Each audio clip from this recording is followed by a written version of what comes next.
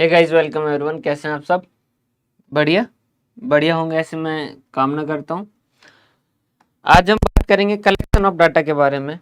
Data जो है वो मेनली दो तरीके के हैं, प्राइमरी डाटा और सेकेंडरी डाटा। डाटा क्या है? डाटा वो है, देखिए, एक तो मटेरियल के फॉर्म में होता है। जैसे अपन अकाउंट के अंदर वगैरह में, जब कॉमर्स में बाकी जगह हम पढ़ते हैं तो क्या पढ़ते हैं कि एक तो मटेरियल होता है। मटेरियल क्या होता है कि भाई जो यूं ही पड़ा है, जो अभी तक उसका उतना यूज नहीं है जितना उसका यूज किया जा सकता है। फिर हम उसमें क्या करते हैं, कुछ काम करते हैं, और ताकि अल्टीमेटली उसमें हम क्या करते हैं, इस तरीके से बनाते हैं ताकि वो कुछ काम आ सके। जैसे प्लास्टिक पड़ा था, इंक भी पड़ी थी, और ये स्टील भी पड़ा था, सब कुछ पड़ा था। हमने उनको असेंबल किया और एक पेन बनाई, और उसका यूज जो है वो अब बेहतर कर सकते हैं। समझ पा रहे बात? या फिर प्लास्टिक भी नहीं था, प्लास्टिक भी बनाया तो उससे पहले और कुछ और अलग फॉर्म में था। बस वैसे वैसे डाटा जो होते हैं वो पड़े रहते हैं, लेकिन इस डाटा को हम क्या करते हैं, अपनी ज़रूरत के हिसाब से यूज करने के लिए हम उन्हें क्या करते हैं, फिनिश्ड गुड्स के रूप में बनाते हैं। क्लियर?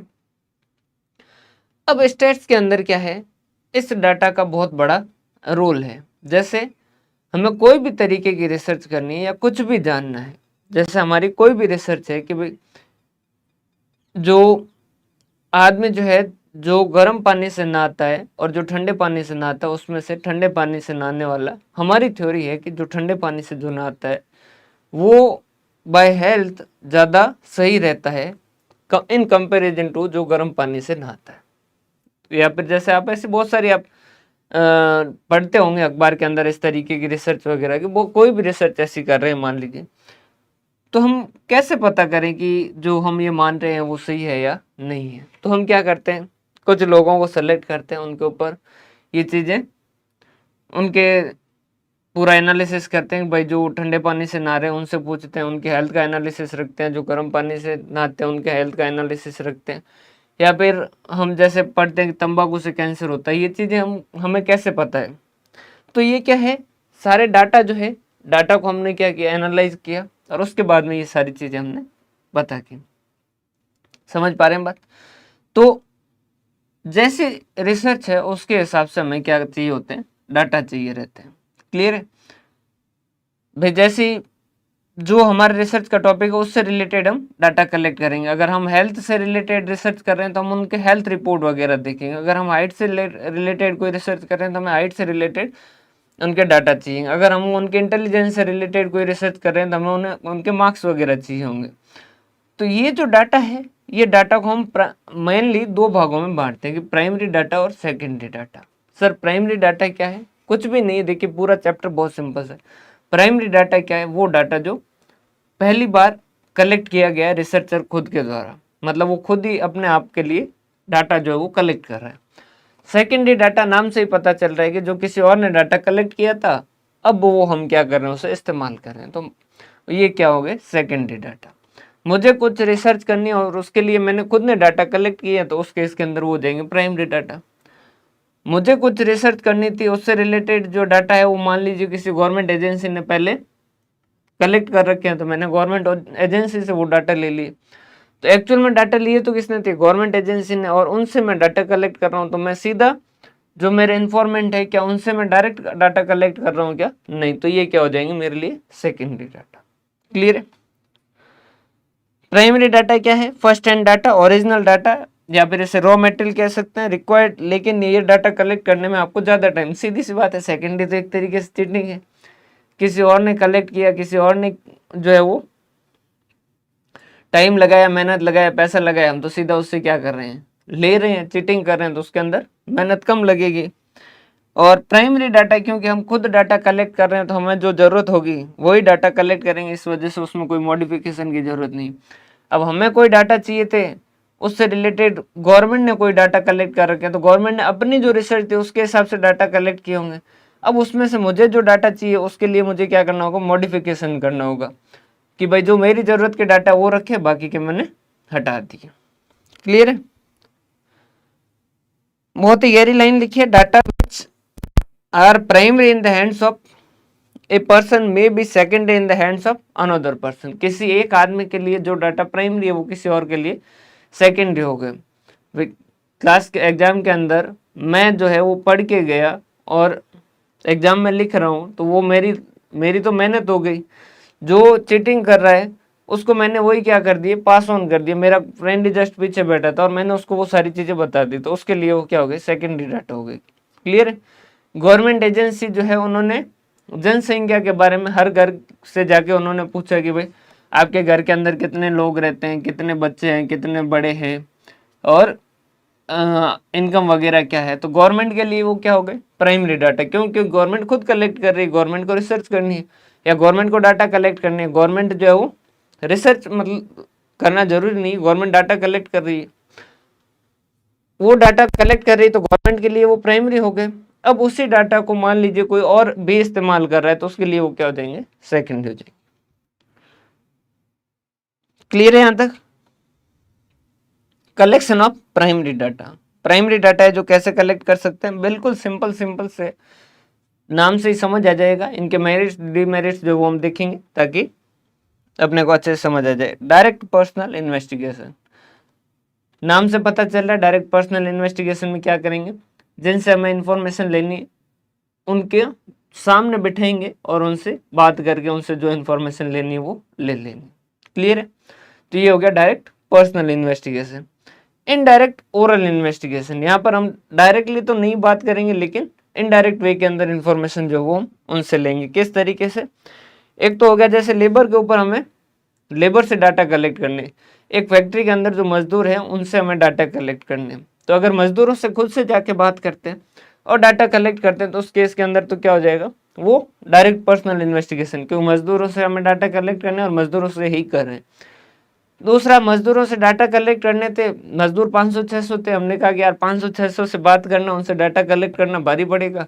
उनके ऊपर जो मैनेजर था, हमने मैनेजर के पास गए, मैनेजर से डाटा कलेक्ट कर ली। ये क्या हो जाएगा, indirect oral investigation. Information through correspondent. Correspondent क्या होता है, हमारा कुछ आदमी, जैसे न्यूज एजेंसी के अंदर अगर आपको जैसे पता होगा कि भाई जालोर की न्यूज चाहिए तो जालोर के अंदर उन्होंने एक आदमी को रख रखा है, जोधपुर की न्यूज चाहिए तो जोधपुर में उन्होंने एक बंदा रख रखा है। तो वो जो लोकल कॉरेस्पॉन्डेंट है वो क्या कर रहा है, उनके लिए इन्फॉर्मेशन कलेक्ट कर रहा है, डाटा कलेक्ट कर रहा है और वो प्रोवाइड कर रहा है। तो ये क्या हो गया, थ्रू कॉरेस्पॉन्डेंट। उसके बाद में information through schedule to be filled in by informant और क्वेश्चनर। हमने क्या किए, क्वेश्चंस की लिस्ट बनाई। ये तो आप देखते ही होंगे, बहुत सारी ऐप के जो रिव्यू वगैरह होते हैं उनके अंदर आप देखते हैं कि भाई उनके अंदर क्या होते हैं, क्वेश्चंस दिए जाते हैं, आप उन क्वेश्चंस को भरते हैं। तो इन्फॉर्मेंट खुद को भेज देते हैं हम क्वेश्चन, वो उनका आंसर भर के भेज देते हैं। तो ये क्या हो गया, information through schedule to be filled in by informant. या फिर informant through schedule in charge of enumerator. Enumerator क्या हो गया कि भाई हमने उनको सीधा इन्फॉर्मेंट को नहीं भेजा, हमने अपने बंदे को भेजा। बंदा क्या कर रहा है, उनके पास इंफॉर्मेशन पूछ पूछ के और लिख रहा है और वो हमारे पास ला के दे रहा है। दोनों में कोई खास फर्क नहीं, बस ये है कि पहले वाले के अंदर जब हम क्वेश्चन भेज रहे हैं तो जिससे इन्फॉर्मेशन चाहिए सीधे उसके पास भेज रहे हैं, वही इन्फॉर्मेशन भर के हमें भेज रहे हैं। दूसरे केस के अंदर हम हमारा बंदा जो है उसको क्वेश्चंस दे के भेज रहे हैं, वो उनसे पूछ पूछ के वहां पर आंसर भर भर के हमें हमारे पास लेके आ रहे हैं। क्लियर है। एक सेकंड है ना, ये मैंने दो इस पहले शायद मिस्टेक है तो मैं सही कर देता हूँ।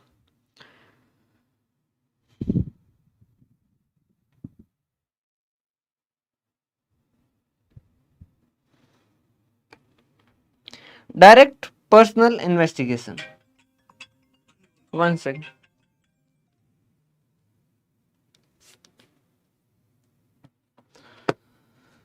Direct personal investigation. Direct personal investigation के अंदर क्या हो गया, जिनसे हमें इन्फॉर्मेशन चाहिए उनके पास हम सीधा जा रहे हैं और उनसे सीधी इन्फॉर्मेशन जो वो ले रहे हैं। पहली बात तो क्या हो गया, आप खुद सोचिए कि क्या हो रहा है।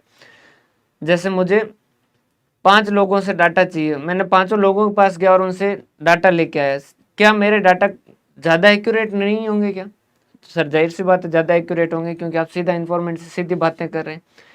उनसे बात करते करते अगर मुझे लगा कि जैसे मैं उनसे पूछ रहा था कि भाई हेल्थ वाइज आप सब कुछ सही है या नहीं है, उस वक्त मुझे लगा कि यार इनकी जो स्लीपिंग हैबिट है वो भी मुझे पता होनी चाहिए, ताकि मेरी रिसर्च और अच्छी होगी या डाटा और ज़्यादा बेहतर होंगे कि भाई ये सोते कितने बजे, उठते कितने बजे, क्या ये रात को लेट तक जगने वाले हैं या सुबह जल्दी उठने वाले, कौन सी कैटेगरी के। अगर वो मुझे और इन्फॉर्मेशन चाहिए तो क्योंकि वो मेरे सामने खड़े हैं तो मुझे और कोई एडिशनल इन्फॉर्मेशन चाहिए तो वो ले सकते हैं। लेकिन इस केस के अंदर आपको जाहिर सी बात है कि भाई अगर आप पर्सनल इन्वेस्टिगेशन करेंगे तो लिमिटेड लोगों को करोगे, 10 को कर सकते हो, 20 को कर सकते हो, 50 को कर सकते हो, लेकिन 5000 लोग हैं तो उनके पास तो जाके पर्सनली डाटा कलेक्ट नहीं कर सकते, एरिया लिमिट हो जाएगा, पैसा ज़्यादा लगेगा, जितने लोग ज़्यादा से मिलने जाओगे उतना पैसा आपको ज़्यादा लगेगा। समझ पा रहे हो बात? टाइम ज़्यादा लगेगा। अगर एक के पास पर्सनल इन्वेस्टिगेशन के अंदर जाओगे तो चाय पानी करोगे उसमें ही 10 मिनट चला जाएगा, तो एक से अगर आधा घंटा लगेगा तो इस तरीके से टाइम भी ज़्यादा जाएगा।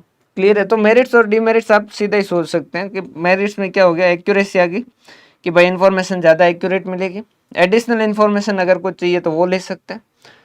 होमोजेनिटी मतलब एक रूपता होगी, जैसे जो भी है इन्फॉर्मेशन मैं ही ले रहा हूँ, इनसे भी मैंने इन्फॉर्मेशन ली, इनसे भी मैंने इन्फॉर्मेशन ली, इनसे भी मैंने इन्फॉर्मेशन ली, तो सारी इन्फॉर्मेशन लेने वाला क्योंकि मैं अकेला हूँ तो मैं एक ही तरीके से जैसे मेरे को इन्फॉर्मेशन चाहिए वो एक रूपता उनके अंदर आ जाएगी। फ्लेक्सिबिलिटी, अगर मुझे ये करते करते भी अगर मुझे कोई और इन्फॉर्मेशन भी चाहिए रहेगी तो वो भी मैं ले सकता हूँ। मैं फ्लेक्सिबल मतलब मैं मेरा इन्वेस्टिगेशन डाटा कलेक्शन जो है वो फ्लेक्सिबल कर सकता हूँ, कुछ और एडिशनल इन्फॉर्मेशन चाहिए तो वो भी कर सकता हूँ। अगर मुझे लगने लगे कि ये वाली इन्फॉर्मेशन मैं यूं ही ले रहा हूँ तो मैं वो बीच में कैंसिल भी कर सकता हूँ। डीमेरिट्स, लिमिटेड एरिया में जा सकता हूँ।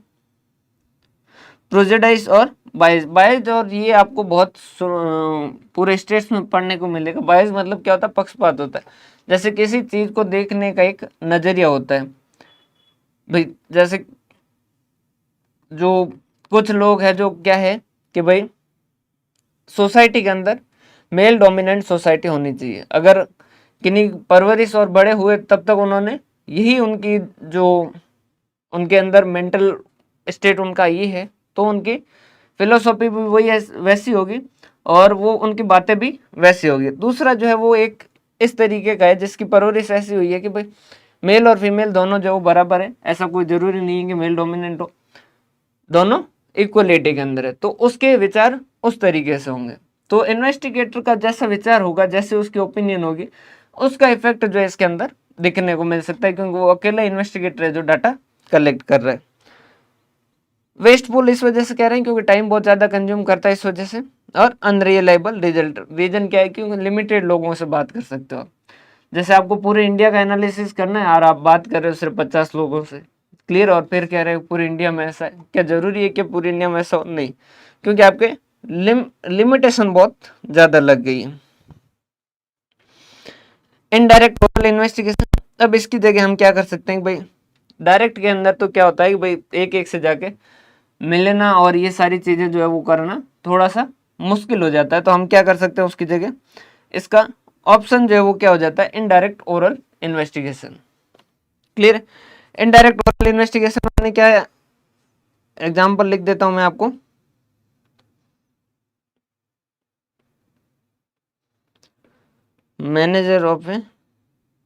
मैनेजर ऑफ वर्कर्स, यहाँ तो हम क्या कर रहे थे, वर्कर्स से खुद से इंफॉर्मेशन ले रहे थे, और यहाँ पर वर्कर्स की बजाय हम क्या कर रहे थे, वर्कर्स के मैनेजर जो है उनसे जाके इंफॉर्मेशन ले रहे हैं। पहली बात तो भाई मैनेजर से इंफॉर्मेशन लोगे तो 500 लोगों की इंफॉर्मेशन एक अकेला आदमी दे रहा है, तो आप टाइम कम कंज्यूम करोगे, पूरी इंफॉर्मेशन आपको आसानी से मिल जाएगी, जल्दी में मिल जाएगी, टाइम कम कंज्यूम होगा और रिसोर्सेज आपके कम कंज्यूम होंगे।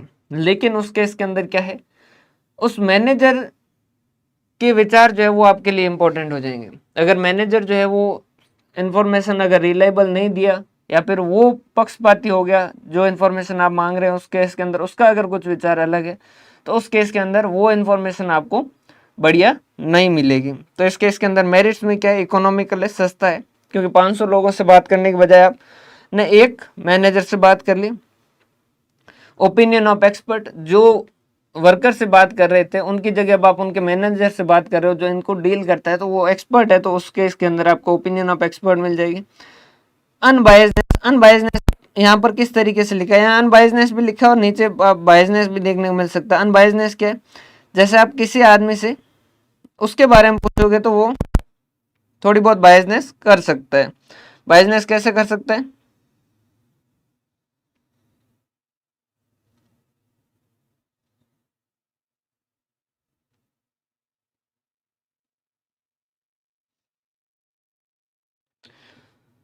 भाई जैसे आप मेरे से कुछ इन्फॉर्मेशन मांगोगे तो उस केस के अंदर अगर मुझे कोई इन्फॉर्मेशन से फायदा मिलता होगा तो मैं मेरे फायदे वाली इन्फॉर्मेशन दूंगा। जिसमें मेरे को अगर कोई ऐसी इन्फॉर्मेशन है जिसमें हाँ बोलने में मुझे फायदा और ना बोलने में मुझे नुकसान है तो मैं हाँ बोलूंगा, जाहिर सी बात है। लेकिन मेरी इन्फॉर्मेशन किसी दूसरे आदमी से पूछोगे तो उसको तो ना मेरे हाँ से और ना मेरे ना से कोई फर्क पड़ता है, तो वो क्या करेगा, एक तरीके से सही इन्फॉर्मेशन देगा तो बायसनेस कम हो जाएगी। और वाइड एरिया, जैसे मैं एक फैक्ट्री में ही चेक कर सकता था, 500 मजदूरों से ही पर्सनल इन्वेस्टिगेशन कर सकता था। अब अगर मैं मैनेजर से करूंगा तो मैं मान लीजिए 10 फैक्ट्रियां कवर कर सकता हूँ, 10 फैक्ट्रियां कवर कर सकता हूँ, मतलब 500 इंटू 10 5000 लोगों की डाटा मेरे पास कलेक्ट हो जाएंगे। डीमेरिट्स क्या है, इनडायरेक्ट इन्फॉर्मेशन। अब मजदूरों की इन्फॉर्मेशन जो है वो आप किससे ले रहे हो, उनके मैनेजर से ले रहे हो तो इनडायरेक्ट है। और दूसरा रॉन्ग विटनेस, हो सकता है कि वो मैनेजर जो है अब उनकी मजदूरी से रिलेटेड उनसे पूछा गया कि आपको लगता है कि भाई मजदूरों को जो दिया जा रहा है पेमेंट वो कम दिया जा रहा है। अब मजदूरों से पूछोगे तो वो एक्चुअल बताएंगे कि भाई इस महंगाई के अंदर ये सिचुएशन हो रही है, ये सैलरी की ये सिचुएशन हो रही है। लेकिन मैनेजर से पूछोगे वो क्या कहेगा, बहुत बढ़िया, कोई दिक्कत वाली बात नहीं, सैलरी बढ़िया दे रहे हैं हम, सबको अच्छा खासा पेमेंट जो है वो हो रहा है। इसके जगह इसका प्राइमरी डाटा कलेक्ट करने का तीसरा तरीका है कि थ्रू लोकल सोर्स और कॉरेस्पॉन्डेंट। जैसे आपके न्यूज़पेपर संवाददाता, जो हम देखते हैं कि जोधपुर से हमारे संवाददाता ये हमारे साथ जुड़ चुके हैं, नागौर से हमारे संवाददाता ये हमारे साथ जुड़ चुके हैं, तो वो क्या है, लोकल कॉरेस्पॉन्डेंट। वो वहाँ के लोग हैं, वो वहाँ से इंफॉर्मेशन कलेक्ट करके वहाँ से डाटा कलेक्ट करके हमें दे रहे हैं। तो ये भी एक तरीका है। यहाँ पर प्राइमरी डाटा कैसे है, क्योंकि जो डाटा कलेक्ट करने वाला वो क्या कर रहा है, जिनसे डाटा कलेक्ट करने हैं उनसे खुद डाटा जो वो कलेक्ट कर रहा है। भाई अब आप ये कहोगे कि मेन जो एजेंसी वो तो नहीं कर रही, वो उसी का बंदा कर रहे, उसी की टीम कर रही है। समझ पा रहे बात, वो या उसकी टीम जो है वो डायरेक्टली जो है वो डाटा कलेक्ट कर रही है। इन्फॉर्मेशन थ्रू लोकल सोर्स और कॉरेस्पॉन्डेंट। मेरिट्स क्या है, इकोनॉमी, इकोनॉमी जो है वो सस्ता है। भाई आपने अलग अलग जगह लोकल कॉरेस्पॉन्डेंट लगा रखे हैं, वाइड एरिया कवर कर सकते हैं, बहुत बड़ा एरिया कवर कर सकते हैं। मेरिट्स और डीमेरिट्स सिर्फ समझने के लिए, बाकी उसी को मेरिट्स में भी लिखा जाता है, उसको डीमेरिट्स में भी लिखा जाता है। लैक ऑफ ओरिजिनलिटी, ओरिजिनलिटी का यहाँ पर क्या हो जाता है भाई, जैसे ये तो आपको पता ही होगा, वैसे न्यूज़ के अंदर वगैरह देखते हो आप कि मुद्दा एक्चुअल क्या होता है और चल क्या रहा होता है। तो ये एक ओरिजिनलिटी की हमेशा इसके अंदर दिक्कत रहती है, एक्यूरेसी भी कम हो जाती है। लैक ऑफ यूनिफॉर्मिटी, अब जैसे नागौर के अंदर जो संवाददाता है वो क्या है, कांग्रेस का, उसके कांग्रेस के साथ संबंध अच्छे। बीकानेर का जो संवाददाता उसके बीजेपी के साथ संवाद अच्छे हैं। तो उस केस के अंदर जो उनकी बातें होगी, जो उनकी इन्फॉर्मेशन होगी, उनके अंदर भी वो चीज़ें झलकेगी, उनके डाटा के अंदर वो चीज़ें झलकेगी। तो वो उन दोनों के डाटा, क्योंकि वहाँ का कॉरेस्पॉन्डेंट अलग है, यहाँ का कॉरेस्पॉन्डेंट अलग है, तो दोनों की एक रूपता नहीं है। अगर जैसे मैं अकेला ही दोनों जगह से डाटा कलेक्ट कर रहा हूँ तो मैं एक यूनिफॉर्मिटी रहेगी डाटा में, लेकिन यहाँ वाला अलग है, यहाँ वाला अलग है, तो यूनिफॉर्मिटी की दिक्कत रहती है। बायसनेस और प्रेजुडाइज होता है, सीधी सी बात है। न्यूज़ के अंदर आपको पता ही होगा कि न्यूज़ चैनल के चैनल जो वो पूरे न्यूज़ चैनल ही एक तरीके से उनके अंदर ही बायसनेस आ जाती है, तो यहाँ लोकल कॉरेस्पॉन्डेंट में तो रहती है। Information through schedule to be filled in by informant और क्वेश्चनियर, ये क्या तरीका है कि हमें कुछ डाटा कलेक्ट करने थे, हमने क्या किया, क्वेश्चंस बनाए और उनको भेज दिए कि भाई ये क्वेश्चन है, भर के हमें भेज दो। क्लियर है। फायदे क्या है, सस्ता है, बहुत सारे लोगों से आप डाटा कलेक्ट कर सकते हो, बहुत सारे लोगों को क्वेश्चंस भेज सकते हो, बहुत सारे लोगों से आंसर जो वो ले सकते हो। उनके लिए भी आसानी है कि वो सहूलियत से जब चाहे तब इंफॉर्मेशन दे दें, और पूरा ज़्यादा बड़ा एरिया जो वो कवर किया जा सकता है। लेकिन डीमेरिट्स क्या है, लोग क्वेश्चंस का आंसर ही नहीं देते। सर ऐसा थोड़ी होता है, अगर कोई इन्फॉर्मेशन मांगेगा तो देंगे। आपके पास जीमेल के अंदर कितने जो वो मेल ऐसे आते हैं जिनके अंदर आपसे क्वेश्चन पूछे जाते हैं, आपने कितनों के भर के दिए, या कितने ऐप के रिव्यू जो है वो आप टाइम पे देते हैं, नहीं देते। अपन क्यों दें, सीधी सी बात है भाई, समझ पा रहे हैं बात, क्योंकि उनका आंसर जो वो देने से अल्टीमेटली कुछ ऐसा हो रहा है क्या कि जो फायदेमंद हो। क्लियर है, समझ पा रहे हैं बात। तो इन्फॉर्मेशन थ्रू शेड्यूल जो है वो इन्फॉर्मेंट से भरवा के, इसको हम क्वेश्चनर भी कहते हैं। इकोनॉमी है, सस्ता है, आपने क्या कर दिया, सबको मेल कर दिया और उन्होंने वापस आंसर दे दिया। ओरिजिनलिटी, ओरिजिनलिटी क्या है, क्योंकि जो इन्फॉर्मेंट है वो खुद जवाब भर रहा है, जो इन्फॉर्मेशन देने वाला है वो खुद जो है वो जवाब दे रहा है आपको। वाइड एरिया कवर कर सकते हैं। डीमेरिट्स क्या कहता है? इनकम्प्लीट और एम्बिगुअस इन्फॉर्मेशन। जैसे आपने आगे वाले को 50 क्वेश्चन का भेज दिया, उसने 3-4 क्वेश्चन का आंसर दिए, फिर वो टिक करेगा फटाफट फटाफट फटाफट। लैक ऑफ एक्यूरेसी, एक्यूरेसी आप खुद ही देखते हैं कि भाई जैसे आपसे कोई फीडबैक फॉर्म भरवाता है और आपने मन बना लिया कि चलो यार ठीक है आज इनका फीडबैक दे देते हैं, 3-4 क्वेश्चन तक तो ठीक है, फिर उसके बाद में आप जल्दी में फिर क्या करते हैं, टिक करते हैं, tick cross tick cross tick cross, इस तरीके से। लैक ऑफ फ्लेक्सिबिलिटी, अगर कोई एडिशनल इन्फॉर्मेशन चाहिए तो जहाँ डायरेक्ट पर्सनल इन्वेस्टिगेशन में आप वो बातें पूछ सकते थे, अब क्योंकि यहाँ क्वेश्चन यार भेज दिए तो यहाँ ऐसी कोई फ्लेक्सिबिलिटी आपको नहीं मिलेगी। लिमिटेड स्कोप, लिमिटेड स्कोप जो है वो इस तरीके से, क्योंकि इसके अंदर सारों के जवाब जो है वो आपको मिलते नहीं है।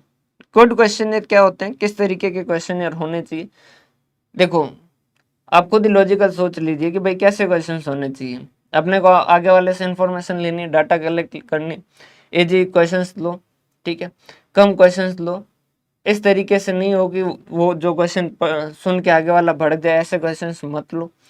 शांति भरे क्वेश्चंस जो है वो होने चाहिए, कम क्वेश्चंस हो ताकि वो इन्फॉर्मेशन जो वो दे पाए। इस तरीके की बातें जो वो यहाँ देखेंगे। लेस क्वेश्चंस कम होने चाहिए, इजी और क्लियर होने चाहिए। ऐसे क्वेश्चंस नहीं कि आगे वाले को समझ ही नहीं आ रहे, वो कह रहा है कि तुम्हारे इस पेपर इस क्वेश्चन नियर को सॉल्व करने से, इस फीडबैक फॉर्म को भरने से अच्छा मैं यूपीएससी का एग्जाम दे देता।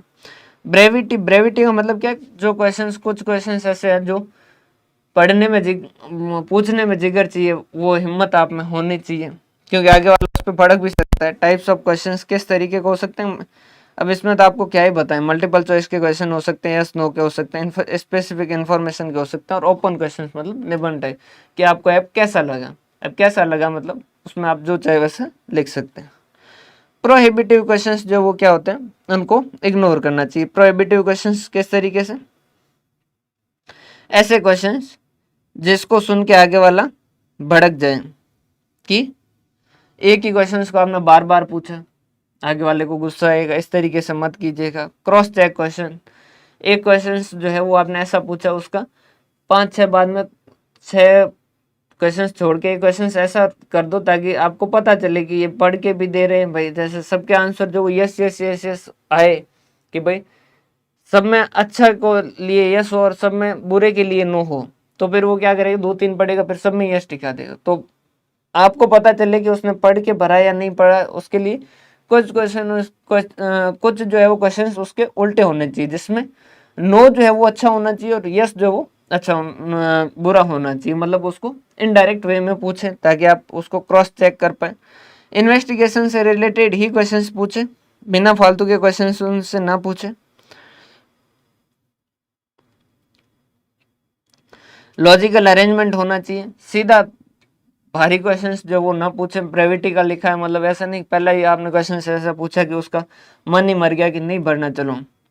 इंस्ट्रक्शन क्लियर होने चाहिए कि भाई इस तरीके से भरना वगैरह। और प्री टेस्टिंग और अमेंडमेंट, ये क्वेश्चंस कोच को भेज के चेक कर लीजिए कि जो इन्फॉर्मेशन अपने को चाहिए वो इन्फॉर्मेशन अपने को मिल रही है या नहीं मिल रही है। अब इसमें क्या होता है कि इन्फॉर्मेंट खुद अगर उनसे इन्फॉर्मेशन भरने को कहते हैं तो उस केस के अंदर सिर्फ लिटरेट लोगों को ही कवर कर पाते हैं, क्योंकि इलिटरेट लोग जो है वो क्वेश्चंस नहीं पढ़ पाते। या फिर लिटरेट के अंदर भी क्या होता है, कई बार क्वेश्चंस हमने तो भेज दिए लेकिन आगे वाला उन क्वेश्चंस को समझ नहीं पाता, उस वजह से हमें आंसर नहीं मिलते। तो इसका सॉल्यूशन क्या होता है कि हमने क्या किया, हमने हमारे कुछ बंदे ट्रेन किए और उनको क्वेश्चंस पेपर दिए और हमने कहा कि आप जाइए उनसे इन्फॉर्मेशन पूछिए और भरिए आप। समझ पा रहे हैं बात? तो उस केस के अंदर अगर इलिटरेट है तो भी आप उनसे बात कर करके पूछ पूछ के टिक कर सकते हो, आप इलिटरेट से भी इन्फॉर्मेशन कलेक्ट कर सकते हो। आगे वाले कुछ क्वेश्चन ऐसे थे जो उनको सीधा भेजते तो वो समझ नहीं पाते, वो भी आप यहाँ पर कवर कर सकते हो अगर उनको कोई डाउट है तो, क्योंकि आपकी टीम के मेंबर वहाँ हैं जो उनसे पूछ के भर रहे हैं, तो वो आप उनसे उनको वो चीज़ समझा भी सकते हैं। तो क्या होता है, information through schedule in charge of एनुमरेटर, हमारे बंदे को एनुमरेटर जो है उसको दिया गया। वाइड कवरेज कर सकते हैं, एक्यूरेसी ज़्यादा हो जाएगी, पर्सनल कॉन्टेक्ट हो जाएगा, अनबायसनेस जो वो बढ़ जाएगी। अनबायसनेस और ये रिलेटिव टर्म है, इसमें आप इस तरीके से पूरा नहीं कह सकते कि हाँ बायसनेस या अनबायसनेस। डीमेरिट, एक्सपेंसिव, क्वेश्चनियर में सीधा भेजा आंसर आए, बात खत्म। यहाँ पर एक्सपेंसिव, आपका अपना बंदा रखना पड़ेगा, अदर डिफिकल्टीज उसको जाना होगा, टाइम लेना होगा, सब कुछ होगा। ये तो हो गए आपके प्राइमरी डाटा। सेकेंडरी डाटा क्या होते हैं? जो डाटा किसी और ने कलेक्ट किए, किसी और ने मेहनत की, आपने क्या कर लिया, उनको ले लिया, आपकी जरूरत थी और आपने डाटा कलेक्ट कर लिया। मान लीजिए आपको जालोर की जनसंख्या चाहिए थी या इस गांव के मतदाताओं की लिस्ट चाहिए थी, तो आप खुद मतदाताओं की लिस्ट बनाएंगे क्या? नहीं, सीधी सी बात, आप जाएंगे पंचायत में और जाके कहेंगे कि जो भी मतदाताओं की लिस्ट है उनकी कॉपी दे दीजिए। गवर्नमेंट साइट या गवर्नमेंट ऑफिस में इस तरीके से ले सकते हैं, तो वहां से आपने ले लिया। या फिर आपको चाहिए कि भाई ये वाला एग्जाम पिछला जो है वो क्या हुआ था, उसके अंदर पेपर क्या रहे थे, या फिर क्या कट ऑफ रही थी, को किसी और चीज के बारे में कि भाई इस कॉन्ट्रैक्ट के ऊपर कितना खर्चा हुआ था, इस सड़क के अंदर कितने का खर्चा किया, ये इन्फॉर्मेशन चाहिए, आरटीआई लगा हुआ इन्फॉर्मेशन ले लो। अब वो ओरिजिनल इन्फॉर्मेशन तो गवर्नमेंट ने कलेक्ट की, आपने उसको क्या किया, यूज करें, तो ये सेकेंडरी डाटा होते हैं। इंटरनेशनल पब्लिकेशन हो सकते हैं। इंटरनेशनल पब्लिकेशन किस तरीके से, आईएमएफ हो गए, ये डब्ल्यूटीओ हो गए, ये जो है ये डाटा रिलीज करते हैं, वो आप यूज कर रहे हैं तो वो इंटरनेशनल पब्लिकेशन हो गए। गवर्नमेंट पब्लिकेशन 2011 के सेंसस, 2021 के सेंसस वगैरह, ये जो है वो गवर्नमेंट कलेक्ट करती है। सेमी गवर्नमेंट, जैसे पर्टिकुलर राजस्थान के अंदर जो बिजली घर है वो सेमी गवर्नमेंट के अंदर है, गवर्नमेंट भी है और नॉन गवर्नमेंट भी है। रिपोर्ट ऑफ कमेटी और कमीशन, जैसे बहुत सारे कमीशन बनाए जाते हैं और कमेटीज बनाई जाती है, वो कुछ डाटा कलेक्ट करते हैं, आप उनको यूज कर सकते हैं। कोई ट्रेड यूनियन या ट्रेड एंटरप्राइजेज या बोर्ड बना रखे हैं, उनसे आप डाटा कलेक्ट कर सकते हैं। रिसर्च इंस्टीट्यूट कोई रिसर्च कर रहा था, जैसे काजरी इंस्टीट्यूशन, जो उन्होंने कुछ डाटा कलेक्ट किए, उनसे हम डाटा कलेक्ट कर सकते हैं। न्यूज़पेपर और पीरियडिकल, दैनिक भास्कर, राजस्थान पत्रिका, द हिंदू वगैरह, इनसे इनमें जो डाटा है उनसे यहाँ कलेक्ट कर सकते हैं। अनपब्लिश सोर्स, किसी ने डाटा कलेक्ट किए कि उसने कहीं पब्लिश नहीं किए थे लेकिन उसके पास थे, उससे जाके हमने डाटा कलेक्ट कर लिया। ध्यान रखिएगा, क्योंकि सेकेंडरी डाटा के अंदर क्या होता है कि डाटा किसी और ने कलेक्ट किए हैं तो उसने अपने हिसाब से किया। भाई एक तो शॉर्ट नोट्स जैसे बनाते हैं, आप खुद बनाते हैं, तो आप खुद बनाएंगे तो आपकी जरूरत के हिसाब से बनाएंगे, उसको आप सीधा यूज कर सकते हैं। आपने कहा कि नहीं, अपन तो क्या करेंगे, किसी और के शॉर्ट नोट्स से जो है वो लेंगे। अब उसने शॉर्ट नोट्स के अंदर क्या किया, जैसे उसने अपने लिए, अपने को आपको समझ आए उस लैंग्वेज के अंदर लिखा। उसने मान लीजिए लिखा आईपी। अब इस आईपी के बहुत सारे मतलब हो सकते हैं, इंटरनेट प्रोटोकॉल वगैरह, ये उसको तो पता है कि ये किस बारे में लिख रहा है, लेकिन आपको पता नहीं है। तो सेकेंडरी डाटा के अंदर जब भी आप सेकेंडरी डाटा यूज करते हैं तो आपको ध्यान रख के आपकी जरूरत के हिसाब से उनको यूज करना होगा। तो उसको यूज करते वक्त आपको क्या ध्यान रखना होगा, पहली चीज तो आप अगर किसी के नोट्स, समरी नोट्स इस्तेमाल कर रहे हैं तो पहली बात तो उसको चेक कर लीजिए कि जिसके समरी नोट्स इस्तेमाल कर रहे हैं वो किस लायक है। ऐसा ना हो कि वो खुद ही 5 साल से उसी क्लास के अंदर बैठा और उसके आप नोट्स लेके पढ़ रहे हैं और आप क्लास में फर्स्ट आने के सपने देख रहे हैं। तो वैसा एबिलिटी ऑफ प्रीवियस इन्वेस्टिगेटर, जो पुराना इन्वेस्टिगेटर है उसकी एबिलिटी चेक कर लीजिए कि क्या वो डाटा कलेक्ट करने में एबल था, सही तरीके का डाटा। मेथड ऑफ कलेक्शन, उसने खुद ने कैसे डाटा कलेक्ट किए थे, उसके ऑब्जेक्ट और स्कोप क्या थे। टाइम पीरियड और सर्कमस्टांसेस ऑफ सर्वे, जैसे उसने जो डाटा कलेक्ट करने में 2-3 महीने लगने चाहिए तो उसको उसने 1 दिन के अंदर कलेक्ट किया था, क्योंकि उसको दूसरे दिन सबमिट करने थे। तो क्या उसकी डाटा की एक्यूरेसी रही होगी क्या? नहीं। तो क्या वो डाटा हमें यूज करने चाहिए क्या? नहीं। तो किस सर्कमस्टांसेस में कितने टाइम में उसने कलेक्ट किया था वो भी देख लीजिएगा। डेफिनेशन ऑफ यूनिट, उसने जो डाटा कलेक्ट किया उसके अंदर उसने जो डेफिनेशंस रखी है वो किस तरीके से रखी है। भाई ह्यूमन की जैसे भाई पर्सन्स की डेफिनेशन में उसने कैसे, ऐसा तो नहीं है कि सिर्फ मेल को ही इंक्लूड किया या पर्सन्स के अंदर मेल फीमेल सबको इंक्लूड किया।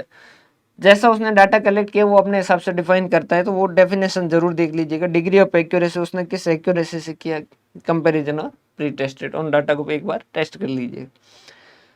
चॉइस ऑफ सुटेबल मेथड, कौन सा मेथड जो वो हमें सेलेक्ट करना चाहिए, सीधी सी बात है, जैसा हमारा इन्वेस्टिगेशन उसके हिसाब से हम ये डिपेंड करता है। जैसे अगर हमारा इन्वेस्टिगेशन ऐसा है जिसके अंदर डाटा जो है वो बहुत ज़्यादा एक्यूरेसी उनकी बहुत ज़्यादा ज़रूरी है, तो उस केस के अंदर हम क्या करेंगे, डायरेक्ट पर्सनल इन्वेस्टिगेशन करेंगे। अगर हमें बहुत ज़्यादा एरिया कवर करना है, इनडायरेक्ट ओरल इन्वेस्टिगेशन और फिक्स टाइप के डाटा ही कलेक्ट करने हैं सबसे, तो क्वेश्चनियर भेज दिए, क्लियर है, और डाटा पड़े हैं गवर्नमेंट के पास और उन्होंने एक्यूरेटली किया, सेकेंडरी डाटा इस्तेमाल कर लेंगे। नेचर ऑफ इन्वेस्टिगेशन कैसा है, ऑब्जेक्ट और एरिया क्या है, डिग्री ऑफ एक्यूरेसी क्या चाहिए हमें,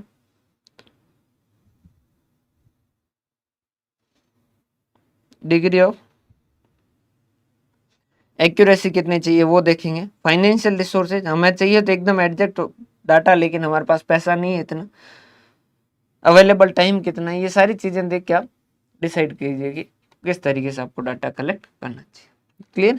तो ये आपके है कलेक्शन ऑफ डाटा। सिंपल सा टॉपिक है, बिल्कुल आसानी से समझ आ जाता है इस तरीके से, इसमें कोई हार्ड एंड फास्ट जो वो नहीं है। क्लियर? बहुत बहुत धन्यवाद। हंसते रहें, मुस्कुराते रहें, पढ़ते रहें। मिलते हैं नेक्स्ट सेशन के अंदर।